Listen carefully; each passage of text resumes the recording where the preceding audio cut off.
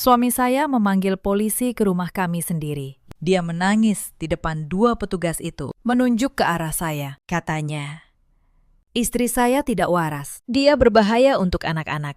Tolong bawa dia pergi." Ibu mertua saya berdiri di sampingnya, ikut menangis. Adik ipar saya merekam semuanya dengan ponsel. Mereka pikir mereka sudah menang. Mereka tidak tahu satu hal. Selama 3 bulan terakhir, saya juga sedang merekam. Saya menatap polisi itu. Lalu, saya tersenyum tipis. Silakan masuk, Pakistan. Ada satu video pendek yang ingin saya tunjukkan dulu. Halo, sahabat.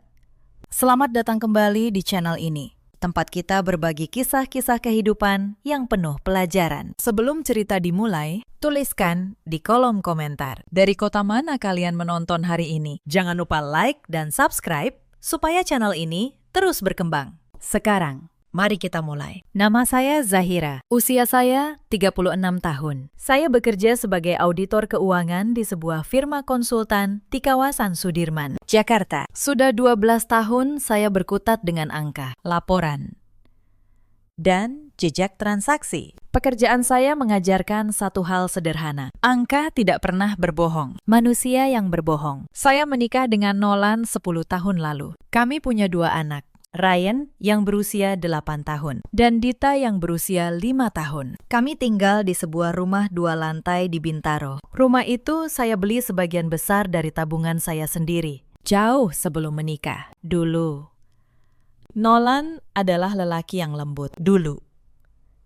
Tapi sejak ibunya, Bu Sukma, pindah ke rumah kami 3 tahun lalu, semuanya berubah. Bu Sukma membawa serta anak bungsunya, Laras, adik ipar saya yang berusia 29 tahun. Sejak hari mereka datang, rumah saya tidak pernah terasa hangat lagi. Bu Sukma adalah perempuan berusia 62 tahun, dengan tatapan yang selalu menilai. Dia datang dengan alasan ingin dekat dengan cucu-cucunya. Tapi saya tahu, sejak awal, ada sesuatu yang lain di balik senyumnya. Dia bukan tipe nenek yang memeluk cucu. Dia tipe perempuan yang menghitung, yang mengukur setiap orang dari seberapa berguna mereka untuknya. Laras lebih buruk lagi. Di usia 29, dia tidak bekerja, tidak menikah, dan hidup sepenuhnya dari belas kasihan kakaknya. Hari-harinya dihabiskan dengan menonton drama, berbelanja daring, dan menjadi telinga serta mata ibunya. Apapun yang saya lakukan, Laras melaporkannya pada Bu Sukma, seringkali dengan tambahan bumbu yang membuat saya terlihat buruk. Sejak mereka datang, rumah 2 lantai yang dulu saya impikan berubah menjadi medan perang yang sunyi. Saya berperang setiap hari, tanpa senjata, tanpa sekutu, bahkan tanpa dukungan suami saya sendiri. Sore itu, saya sedang mengaduk sayur sop di dapur. Aroma bawang putih dan kaldu seharusnya membawa rasa tenang. Tapi yang saya rasakan hanya hawa dingin. Bukan dingin dari pendingin ruangan. Dingin dari tatapan 2 perempuan yang duduk di ruang keluarga. Bu Sukma dan Laras menonton televisi dengan suara keras. Mereka tidak menawarkan bantuan. Mereka hanya menunggu makan malam disajikan. Seolah saya pembantu di rumah saya sendiri. Zahira, panggil Bu Sukma tanpa menoleh. Sopnya jangan keasinan seperti kemarin. Lidah orang kampung memang beda dengan lidah kami. Saya menelan kalimat itu. Sudah ribuan kali saya menelan kalimat seperti itu. Saya hanya menjawab pelan. Baik, Bu. Laras tertawa kecil. Dia mengangkat kakinya ke sofa. Kuku jari kakinya baru saja dia cat. Mbak Zahira, nanti tolong cuci baju aku ya, yang di keranjang. Aku capek seharian. Capek apa? Batin saya.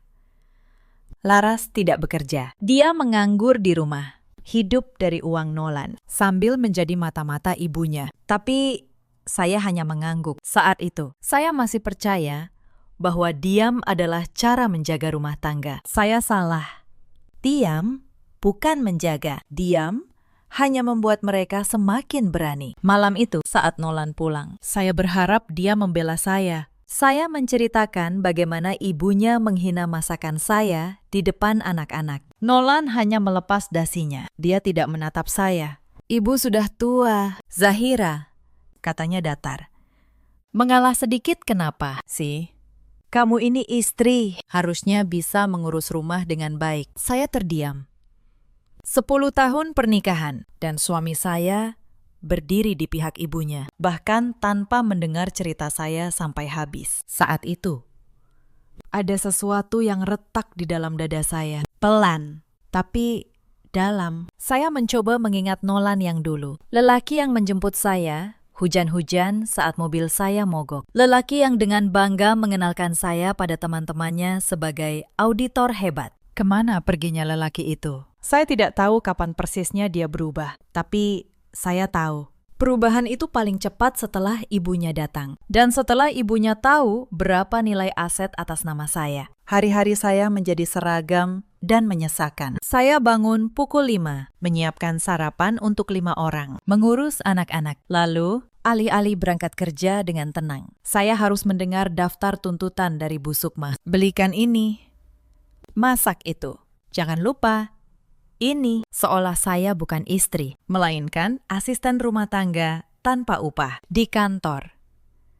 Saya adalah Zahira yang dihormati. Auditor senior yang temuannya membuat direktur perusahaan besar gemetar. Tapi begitu pintu rumah tertutup, saya menjadi perempuan yang tak berharga. Kontras itu menyiksa saya setiap hari. Saya mulai bertanya pada diri sendiri, di rumah siapa sebenarnya saya tinggal? Rumah yang saya beli dengan keringat saya, kini terasa seperti penjara. Suatu malam, saya memergoki Bu Sukma dan Laras mengobrak-abrik laci meja kerja saya. Mereka mencari dokumen, sertifikat rumah, buku tabungan, surat-surat penting. Saat saya muncul, mereka tidak malu. Bu Sukma malah berkata, "Loh, kami cuma mau rapikan, berkasmu berantakan begini. Mana yang penting harus disimpan baik-baik." Saya tahu mereka tidak merapikan. Mereka sedang menginventarisasi harta saya. Sejak malam itu, saya memindahkan semua dokumen penting ke brankas di kantor.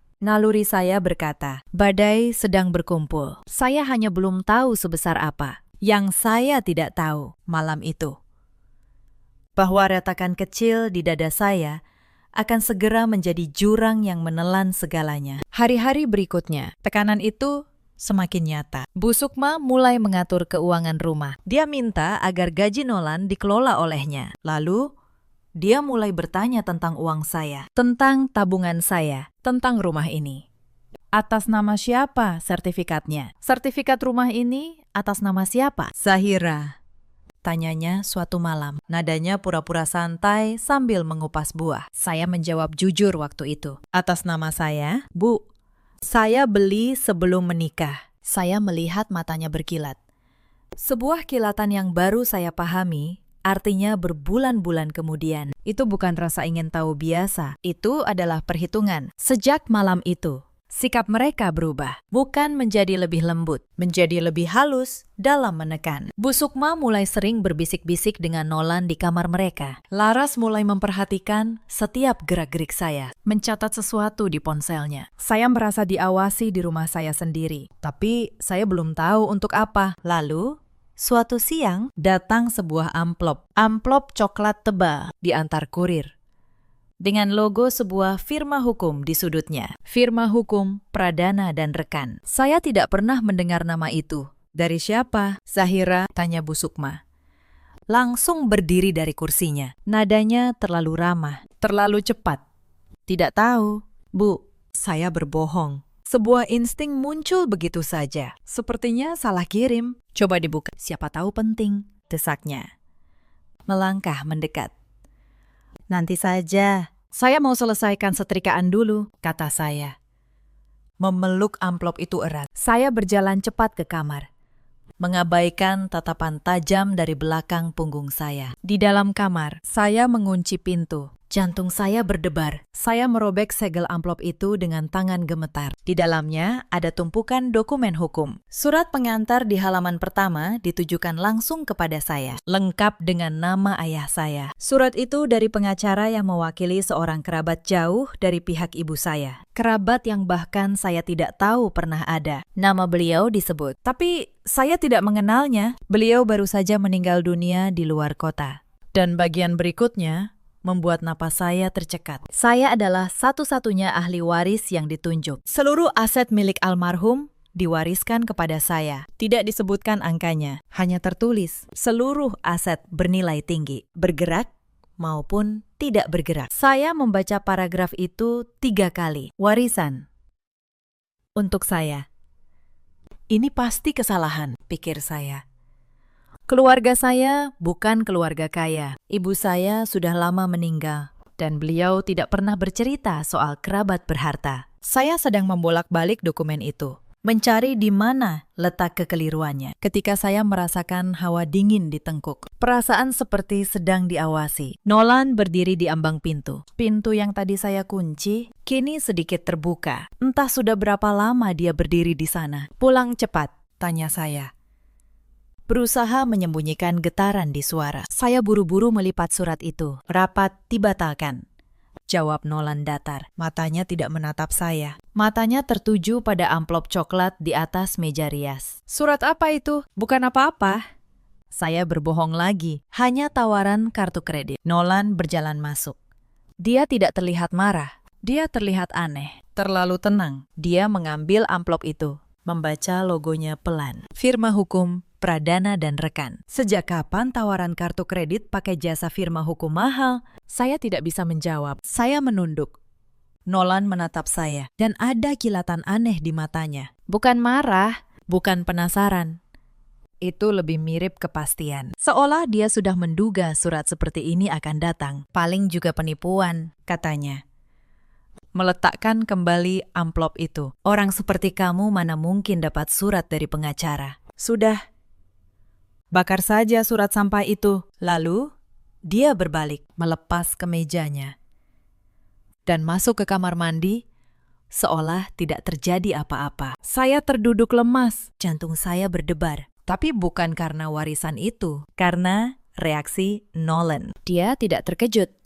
Dia tidak penasaran, dia justru meremehkan dan menyuruh saya membakarnya. Sebagai auditor, saya tahu satu pola. Orang yang menyuruh menghancurkan dokumen adalah orang yang takut isi dokumen itu. Nolan tahu isi surat ini, dan dia tidak ingin saya mengetahuinya. Malam itu, saya pura-pura percaya pada kata-katanya. Saya menyimpan dokumen itu di dasar lemari, di bawah tumpukan kain batik lama. Saya tahu, mulai detik itu, saya harus berhati-hati. Sesuatu yang besar sedang terjadi, dan saya sendirian. Saya memutuskan untuk melakukan apa yang paling saya kuasai, menyelidiki. Diam-diam, keesokan harinya, saya pura-pura pergi belanja. Saya menelpon firma hukum yang tertera di surat itu. Saya bicara dengan seorang pengacara muda bernama Pak Bintara. Saya menjelaskan siapa saya. Yang dia ceritakan membuat tangan saya dingin. Almarhum kerabat saya ternyata sudah lama tahu kondisi keluarga ibu saya. Beliau sengaja menunjuk saya sebagai ahli waris tunggal dengan satu syarat dalam surat wasiat. Aset itu hanya boleh diserahkan langsung ke tangan saya, bukan ke suami, bukan ke pihak keluarga lain. Hanya saya,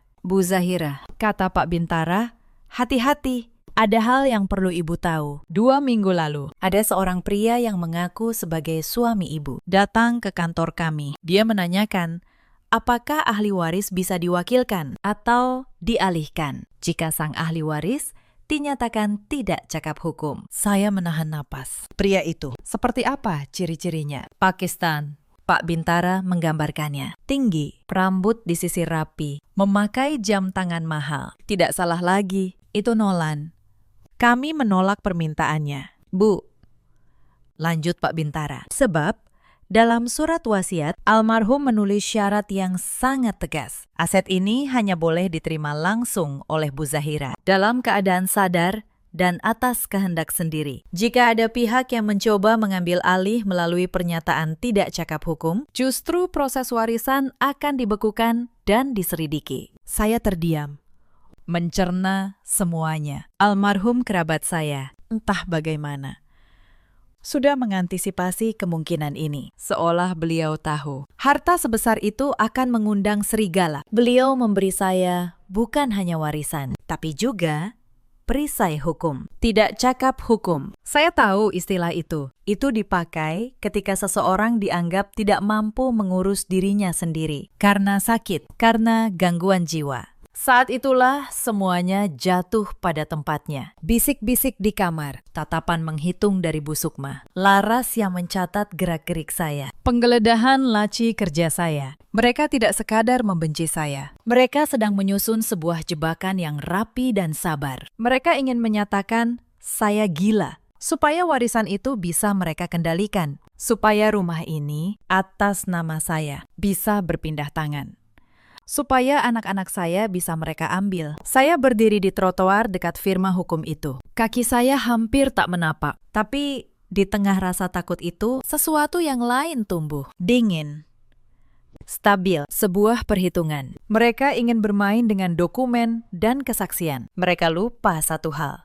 Itulah dunia saya. Saya menghabiskan 12 tahun membaca jejak, menyusun bukti, dan menemukan kebohongan yang dikubur dalam angka. Jika mereka ingin perang dokumen, saya akan beri mereka perang dokumen. Tapi mereka tidak akan tahu sampai semuanya terlambat. Pak Bintara setuju membantu saya. Dia menyarankan satu hal yang akan menjadi kunci. Saya harus mengumpulkan bukti. Bukti bahwa saya waras. Bukti bahwa merekalah yang menyusun konspirasi. Dan saya harus melakukannya tanpa membuat mereka curiga. Mulai hari itu, saya menjadi aktris terbaik di rumah saya sendiri. Pertama, saya harus tahu apa rencana mereka secara persis. Saya butuh telinga di dalam rumah. Malam itu, saat semua tidur, saya membeli sebuah perekam suara kecil secara daring. Dikirim ke kantor saya, bukan ke rumah. Saya juga membuat sebuah akun penyimpanan awan yang hanya saya yang tahu kata sandinya. Perekam pertama saya sembunyikan di bawah meja ruang keluarga, tempat mereka sering berbisik. Hari berikutnya,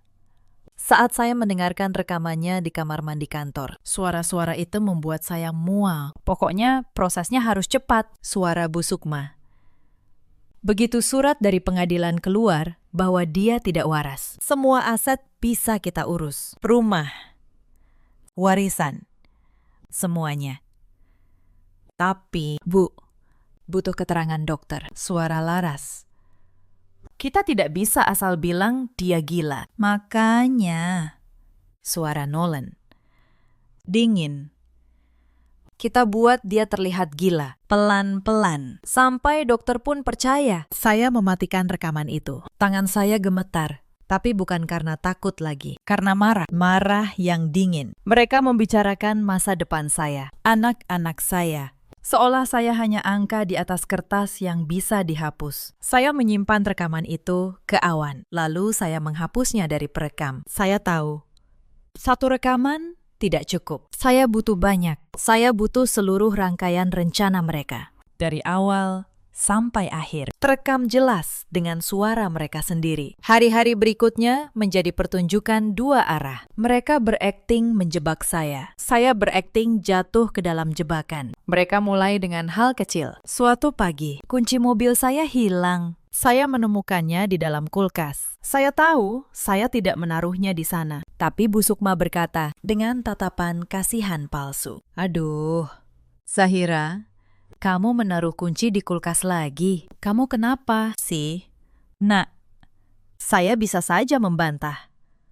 Tapi saya menahan diri. Saya hanya menatap kunci itu dengan wajah bingung. Iya. Ya. Bu, saya lupa, kata saya pelan. Di dalam. Saya mencatat.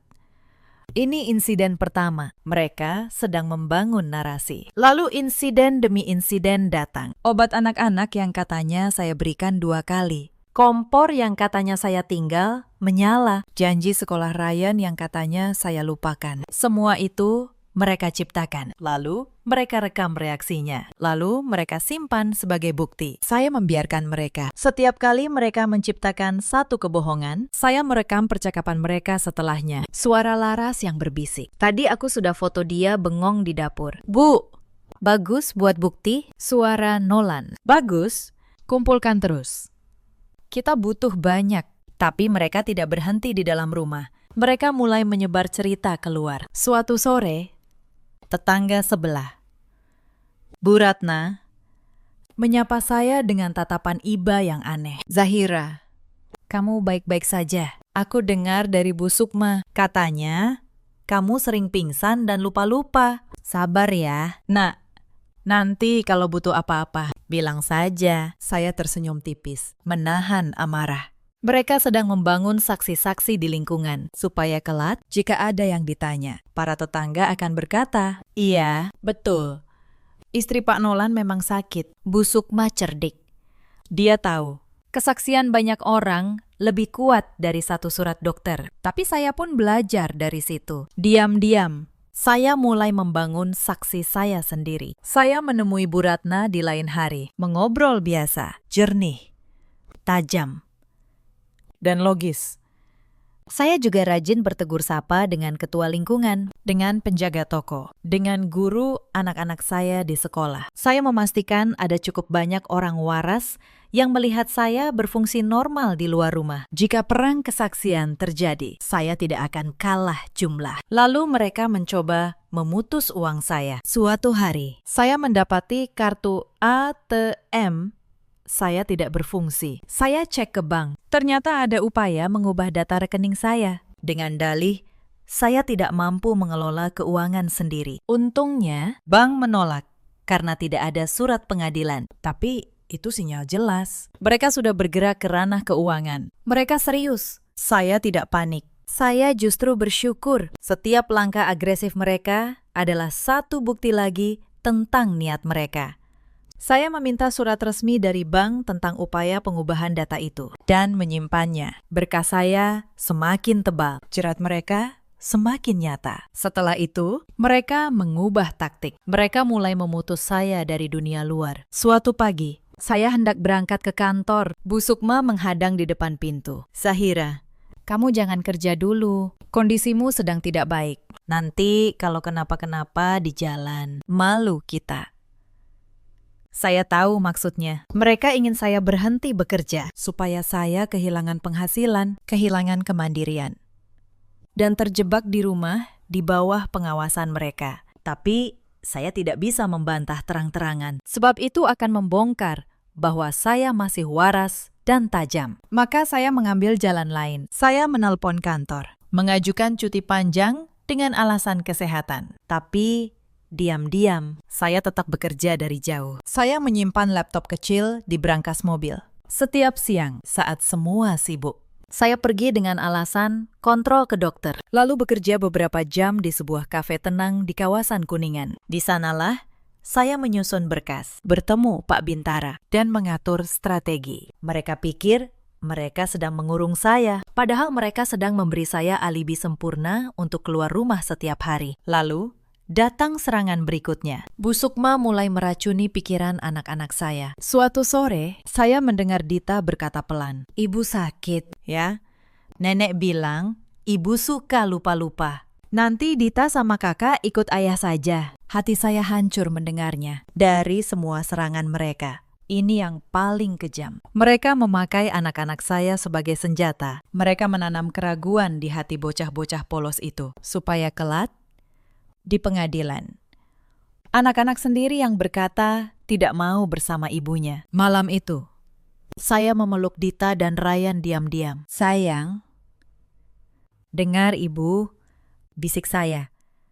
"Apapun yang orang katakan, ibu sehat, ibu sayang kalian. Suatu hari nanti, kalian akan mengerti. Sekarang, cukup percaya pada ibu, ya."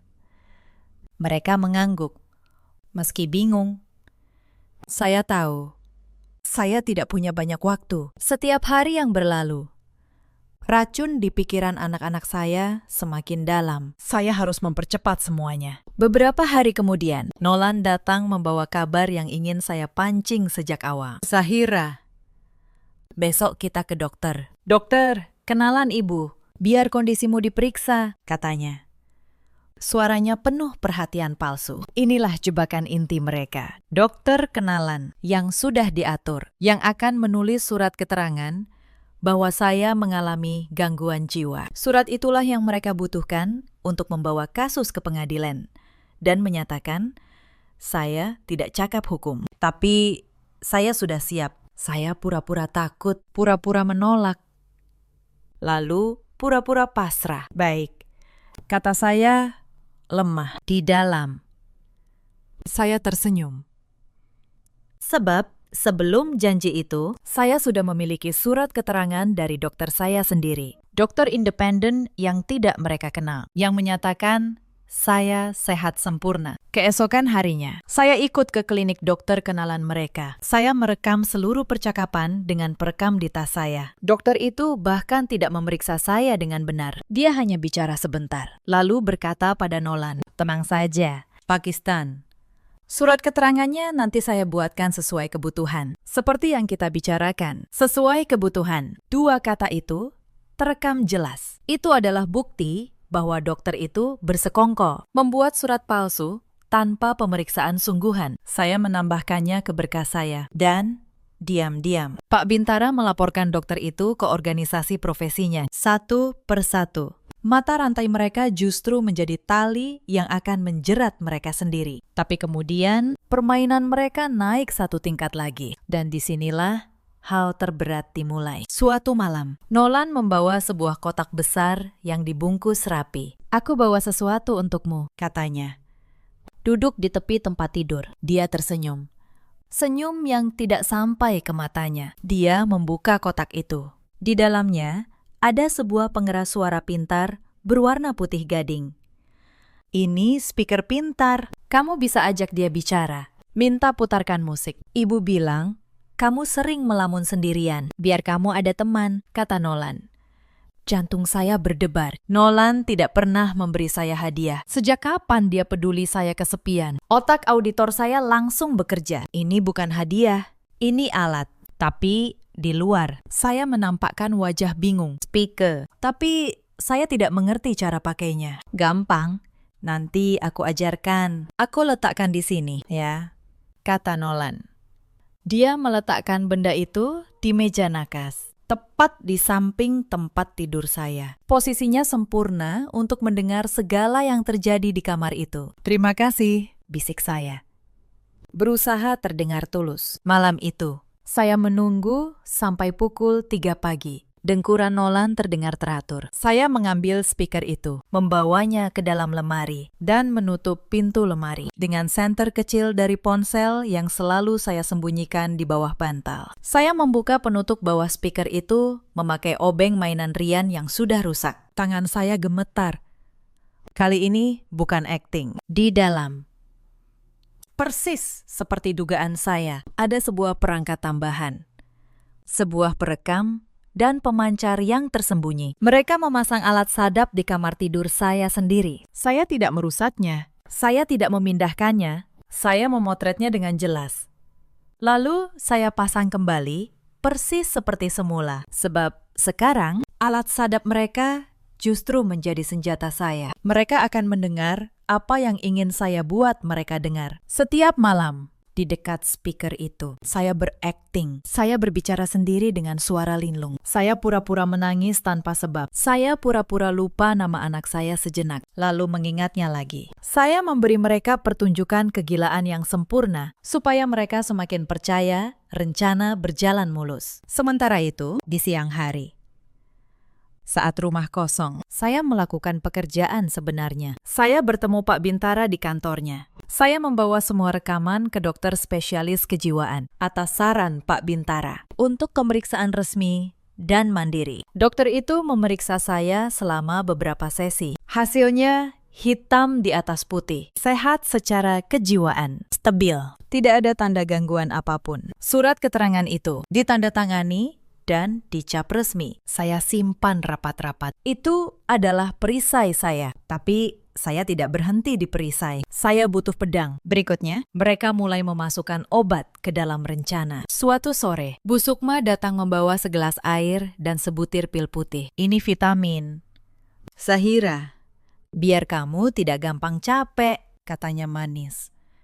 Saya tahu itu bukan vitamin. Saya pura-pura menelannya. Lalu, saat tidak ada yang melihat, saya keluarkan dari mulut dan saya simpan. Setiap pil yang mereka beri, saya kumpulkan diam-diam. Lalu saya membawanya ke laboratorium independen untuk diperiksa. Hasilnya membuat saya merinding. Pil itu mengandung obat penenang dosis tinggi, jenis yang jika diminum rutin akan membuat seseorang terlihat linglung, lemah, dan bingung. Mereka tidak hanya ingin saya terlihat gila, mereka sedang berusaha benar-benar membuat saya tampak sakit secara medis.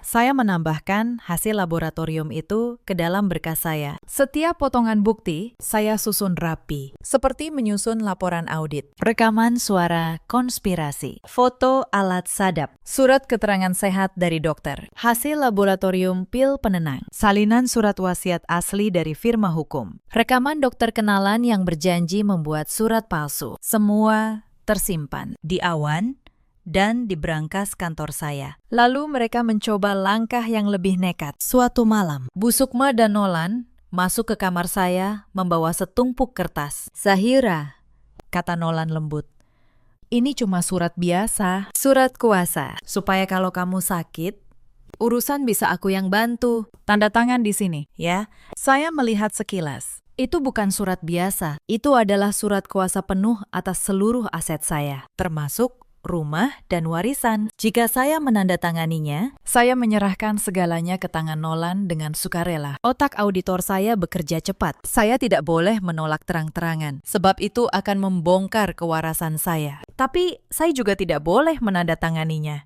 Maka saya berakting linglung. Saya memegang pulpen. Tangan saya gemetar. Lalu saya menjatuhkan pulpen itu. "Pusing," bisik saya. "Kepala saya pusing sekali. Besok saja, ya." Bu Sukma mendesis kesal, tapi tidak bisa memaksa. Malam itu, saya memotret seluruh halaman surat kuasa itu diam-diam, sebagai bukti tambahan upaya mereka merampas harta saya. Lalu, setiap kali mereka menyodorkannya lagi, saya selalu punya alasan. Pusing, lelah, atau tiba-tiba menangis. Mereka frustrasi, tapi tak bisa berbuat apa-apa tanpa tanda tangan saya yang sah. Sementara itu, Laras mulai mengambil barang-barang saya. Suatu hari, saya mendapati kotak perhiasan saya kosong. Cincin, kalung, gelang emas peninggalan ibu saya, semuanya hilang. Saat saya bertanya, Laras menjawab enteng, "Mbak Zahira pasti lupa naruh di mana. Orang sakit memang suka begitu. Saya tahu dia yang mengambilnya. Tapi saya tidak ribut. Sebaliknya, saya diam-diam memeriksa kamarnya saat dia keluar dan menemukan perhiasan itu tersembunyi di lacinya. Saya tidak mengambilnya kembali. Saya memotretnya di tempatnya sebagai bukti pencurian. Lalu, saya pasang kamera kecil tambahan yang merekam Laras menyembunyikan barang-barang itu. Bukti demi bukti. Mereka terus memberikannya pada saya dengan cuma-cuma. Tapi saya tahu, satu mata rantai masih kurang. Saya butuh momen di mana mereka mengakui seluruh rencana secara terbuka, di hadapan saksi yang tidak bisa mereka sangka. Saya butuh mereka menyerang saya secara terang-terangan, dan saya tahu cara memancingnya. Tapi sebelum itu, mereka memainkan kartu paling berbahaya. Suatu malam, saat saya sedang memotong sayur di dapur, Laras tiba-tiba masuk dan sengaja menyenggol tangan saya. Pisau di tangan saya terpeleset, nyaris mengenai lengannya. Laras langsung menjerit histeris. "Mbak Zahira mau menyerang aku." Dia bawa pisau. Dalam hitungan detik, Nolan dan Bu Sukma berlari masuk, seolah mereka sudah menunggu di balik pintu. Nolan merebut pisau itu. Wajahnya pura-pura ketakutan. "Zahira, kamu mau apa? Kamu mau melukai adikku." Saya tahu persis apa yang terjadi. Ini adegan yang mereka rancang. Insiden pisau untuk membangun narasi bahwa saya berbahaya dan kasar. Laras bahkan sudah memegang ponselnya, merekam dari sudut yang membuat saya terlihat seperti penyerang. Tapi mereka tidak tahu, kamera kecil yang saya pasang di dapur sudah merekam semuanya dari awal. Rekaman itu menunjukkan dengan jelas, Laraslah yang masuk dan sengaja menyenggol tangan saya. Saya tidak bergerak menyerang sama sekali. Saya berakting gemetar, menjatuhkan diri ke lantai.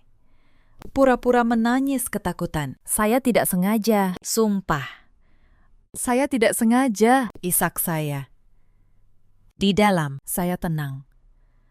Mereka baru saja memberi saya satu bukti lagi. Bukti terbesar mereka, yang justru akan menjadi bumerang. Malam itu, lewat perekam di bawah meja, saya mendengar mereka merayakan. "Insiden pisau tadi sempurna," kata Bu Sukma.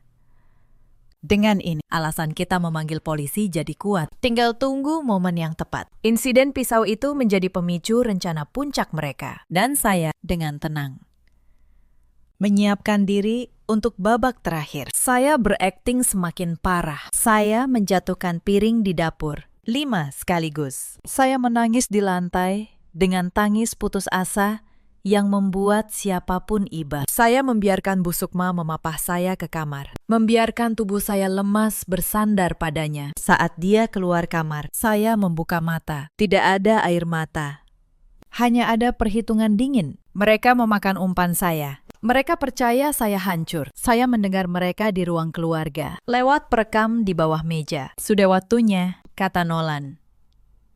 Besok aku panggil polisi. Sekalian dengan 2 saksi. Kita bilang dia mengamuk. Membahayakan anak-anak. Begitu polisi datang dan dia ditahan. Jalan ke pengadilan terbuka lebar. Bagaimana kalau dia melawan? Tanya Laras.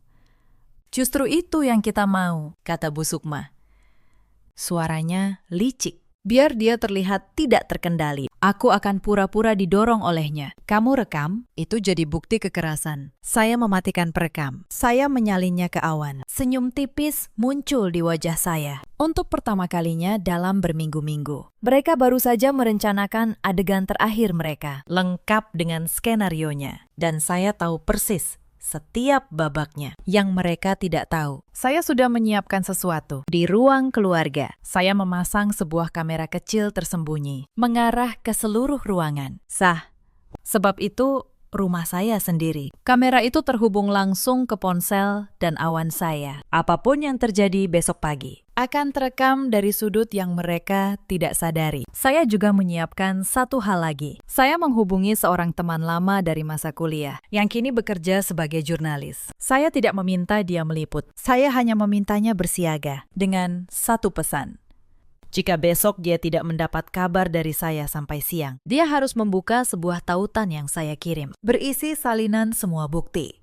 Itu adalah jaring pengaman terakhir saya. Seandainya rencana mereka entah bagaimana berhasil. Saya tidak ingin meninggalkan satu celah pun. Sebagai auditor, saya tahu kasus yang kalah biasanya kalah karena satu detail yang terlewat. Saya tidak akan membiarkan itu terjadi. Tidak untuk anak-anak saya. Malam itu, saya tidak tidur.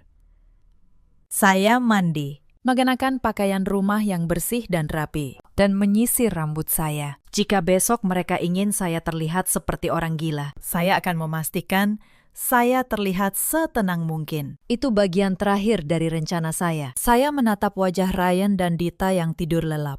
Wajah-wajah polos yang nyaris mereka rampas dari saya. Saya mengusap kening mereka pelan. Besok, bisik saya, semuanya akan berakhir. Ibu akan membawa kalian pulang ke kehidupan yang seharusnya. Saya juga menelpon Pak Bintara. Besok pagi, kata saya pelan. Tolong datang ke rumah saya pukul 7:30. Bawa salinan semua berkas. Dan tolong ajak satu rekan untuk menjadi saksi. Baik, Bu Zahira, jawabnya. Kami akan ada di sana. Ibu sudah sangat berani. Sebentar lagi, semua ini selesai. Pagi itu datang dengan langit kelabu. Saya keluar dari kamar pukul 7. Rumah itu sepi, terlalu sepi. Saya tahu mereka ada di sana, menunggu.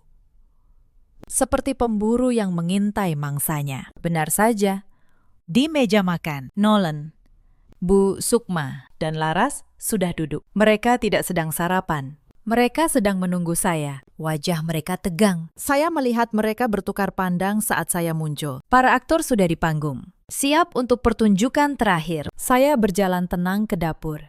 Pura-pura hendak membuat kopi. Jantung saya berdebar dalam irama yang stabil dan dingin. Zahira, suara Nolan memecah keheningan. Berat. Dibuat-buat berwibawa. Kita perlu bicara. Saya berhenti, membelakangi mereka. Lalu saya berbalik perlahan. Bicara apa lagi? Nolan. Aku sudah memikirkannya, kata Nolan. Suaranya dipenuhi keprihatinan palsu. Melihat kondisimu akhir-akhir ini, aku tidak bisa mengambil risiko. Aku rasa anak-anak tidak aman di dekatmu. Aku akan membawa Rian dan Dita pergi. Sementara waktu, sampai kamu membaik, saya menatapnya lurus. Saya tidak berteriak, saya tidak menangis. Saya hanya berkata dengan suara yang sangat jelas. Tidak. Kamu tidak akan membawa anak-anak saya kemanapun. Beraninya kamu. Bentak Bu Sukma. Bangkit dari kursi. Setelah semua yang kamu perbuat, kamu hampir mencelakai cucu-cucuku. Kamu memang sudah gila. Dia berjalan mendekati saya. Saya tidak mundur. Saya hanya berdiri diam. Dan persis seperti yang sudah saya dengar dari rekaman semalam. Bu Sukma tiba-tiba menjerit. Dia sengaja membenturkan pinggulnya ke tepi meja, lalu ambruk ke lantai. Dia mendorongku. Nolan. Dia mendorong ibu, jeritnya. Aku merekam semuanya. Seru Laras. Mengangkat ponselnya. Nolan langsung mengeluarkan ponselnya. Cukup. Aku akan panggil polisi sekarang juga. Saya tidak panik. Saya hanya berdiri, menatap mereka satu persatu. Sandiwara mereka berjalan persis sesuai naskah. Naskah yang sudah saya pegang lebih dulu. Tak lama, 2 orang polisi datang. Nolan menyambut mereka dengan air mata. Dia menunjuk saya. Pakistan, ini istri saya. Dia tidak waras. Tadi dia mendorong ibu saya sampai jatuh. Dia berbahaya untuk anak-anak. Tolong, bawa dia. Bu Sukma masih duduk di lantai, mengaduh. Laras menangis sambil terus merekam. Pemandangan itu, bagi siapapun yang baru datang, tampak meyakinkan. Seorang suami yang putus asa, ibu mertua yang terluka, dan istri yang berdiri dingin tanpa air mata. Salah satu polisi menghampiri saya. Ibu, benar ibu mendorong nenek ini? Saya menatap polisi itu dengan tenang. Saya tersenyum tipis. Silakan masuk. Pakistan. Sebelum Bapak mengambil keputusan, ada satu video pendek yang ingin saya tunjukkan. Hanya butuh 5 menit. Saya melihat wajah Nolan berubah. Untuk pertama kalinya pagi itu, ada keraguan di matanya. Bu Sukma berhenti mengaduh. Laras menurunkan ponselnya. Saya mengeluarkan tablet saya. Tepat di saat itu, bel pintu berbunyi. Pak Bintara dan rekannya masuk, mengenakan setelan rapi, membawa map tebal. Selamat pagi, Pak Polisi, kata Pak Bintara. Saya pengacara dari Bu Zahira. Saya membawa beberapa dokumen yang relevan dengan situasi ini. Suasana ruangan berubah. Polisi itu menegakkan badan. Nolan menatap Pak Bintara dengan wajah pucat. Saya menekan tombol putar di tablet. Layar itu memutar rekaman pertama. Suara Bu Sukma terdengar jelas. Begitu surat dari pengadilan keluar bahwa dia tidak waras. Semua aset bisa kita urus. Rumah, warisan, semuanya. Lalu suara Nolan. Kita buat dia terlihat gila. Pelan-pelan. Sampai dokter pun percaya. Wajah Nolan memutih. Itu rekayasa. Dia memasukkan suara itu. Kalau begitu, mari lihat yang berikutnya. Kata saya, tenang. Saya memutar rekaman semalam. Suara Bu Sukma, jelas dan tak terbantah. Aku akan pura-pura didorong olehnya. Kamu rekam, itu jadi bukti kekerasan. Lalu, saya membuka rekaman kamera tersembunyi di ruang keluarga. Rekaman pagi tadi. Terlihat jelas dari sudut yang mereka tidak sadari bahwa saya tidak menyentuh Bu Sukma sama sekali. Bu Sukma sendiri yang membenturkan tubuhnya ke meja, lalu menjatuhkan diri. Ruangan itu senyap. Hanya suara rekaman yang berbicara. Pak Bintara melangkah maju, membuka mapnya. Pak Polisi, izinkan saya melengkapi. Ini surat keterangan dari dokter spesialis kejiwaan. Menyatakan Bu Zahira sehat secara mental, stabil, tanpa gangguan apapun. Ini hasil laboratorium independen atas pil yang diberikan kepada Bu Zahira setiap hari oleh ibu mertuanya. Kandungannya, obat penenang dosis tinggi. Dan ini, foto alat sadap yang ditemukan di kamar tidur Bu Zahira, dipasang di dalam hadiah dari suaminya. Polisi itu menerima dokumen-dokumen itu satu persatu. Wajahnya berubah serius. Dia menatap Nolan, lalu Bu Sukma, lalu Laras. Jadi, kata polisi itu pelan, yang sebenarnya terjadi di sini. Justru sebaliknya.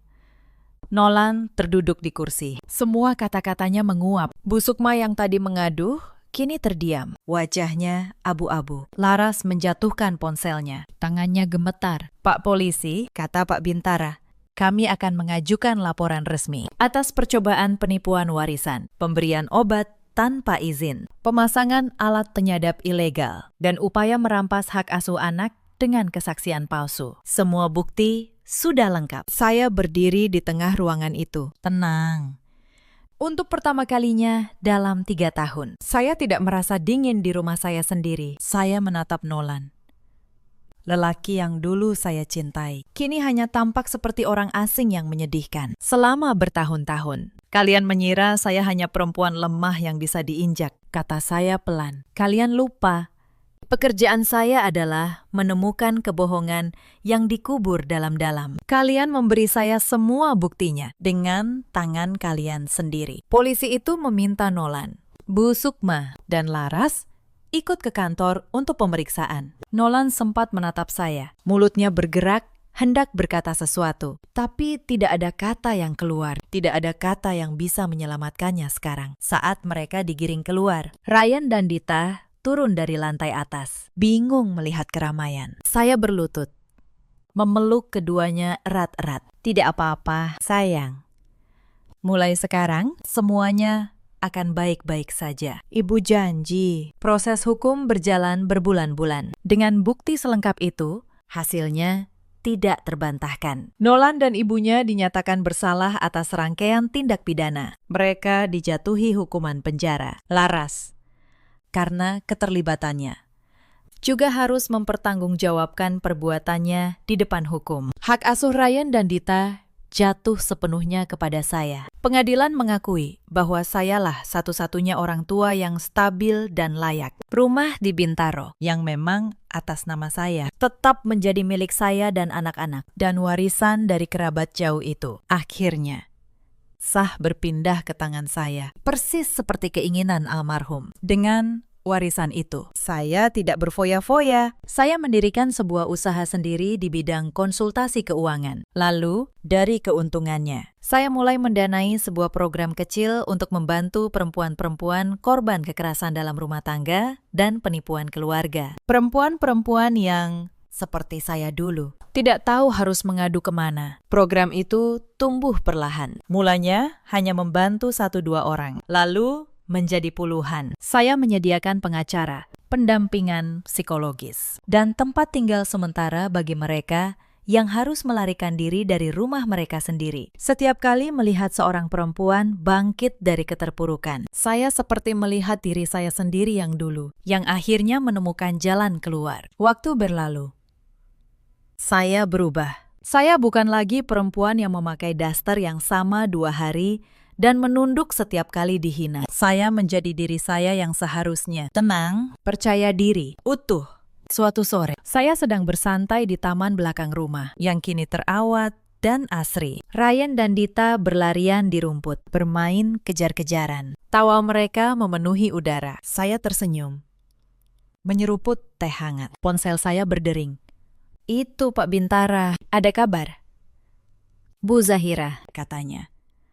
Bu Sukma dibebaskan lebih awal karena kondisi kesehatannya. Sekarang, dia tidak punya tempat tinggal. Dia mencoba menghubungi ibu, meminta belas kasihan. Saya terdiam sejenak, memandang anak-anak saya yang tertawa bahagia. "Pak Bintara," kata saya pelan, "tolong carikan dia panti jompo yang layak, yang bersih dan manusiawi. Bayar semua biayanya dari uang saya. Pastikan dia dirawat dengan baik." "Anda yakin, Bu?" tanya Pak Bintara, terkejut. "Yakin," jawab saya. "Tapi dengan satu syarat. Dia tidak boleh tahu itu dari saya. Dan dia tidak boleh menghubungi saya atau anak-anak saya lagi selamanya." Saya menutup telepon. Saya tidak melakukan itu untuk Bu Sukma. Saya melakukannya untuk diri saya sendiri. Saya menolak menyimpan kebencian sampai mati. Kebencian hanya akan membuat saya menjadi seperti mereka. Cerita ini mengajarkan satu hal. Jangan pernah meremehkan orang yang kamu kira lemah. Dan jangan pernah membangun kebahagiaanmu di atas kehancuran orang lain. Karena keadilan, meski datang perlahan, selalu menemukan jalannya. Di luar sana, ada banyak perempuan yang hidup seperti saya dulu. Menunduk, menelan hinaan, mengira diam adalah jalan untuk menjaga rumah tangga. Padahal mereka kuat. Mereka hanya belum tahu seberapa kuat diri mereka. Di luar sana, ada juga banyak suami seperti Nolan. Lelaki yang memilih ibunya, harta, dan kebohongan di atas perempuan yang membangun rumah bersamanya. Mereka pikir mereka menang sampai semuanya runtuh di tangan mereka sendiri. Dan di luar sana, ada pula para ibu mertua yang dimakan ketakutan dan keserakahan sampai lupa bahwa menantu juga manusia, bukan sekedar alat untuk dikuasai. Dalam hidup, kita selalu punya pilihan. Pilihan untuk diam atau pilihan untuk berdiri. Saya memilih berdiri dan saya tidak pernah menyesalinya. Ryan berlari menghampiri saya. "Ibu, ayo, main," teriaknya. Saya tersenyum. Saya meletakkan cangkir teh, melepas sandal, dan berlari di atas rumput, mengejar anak-anak saya. Tawa saya lepas dan bebas, di bawah langit senja yang indah, di dalam rumah yang kini benar-benar menjadi milik kami. Bagaimana menurut kalian kisah Zahira ini? Ceritakan pendapat dan pengalaman kalian di kolom komentar. Terima kasih sudah menemani sampai akhir. Sampai jumpa di cerita berikutnya.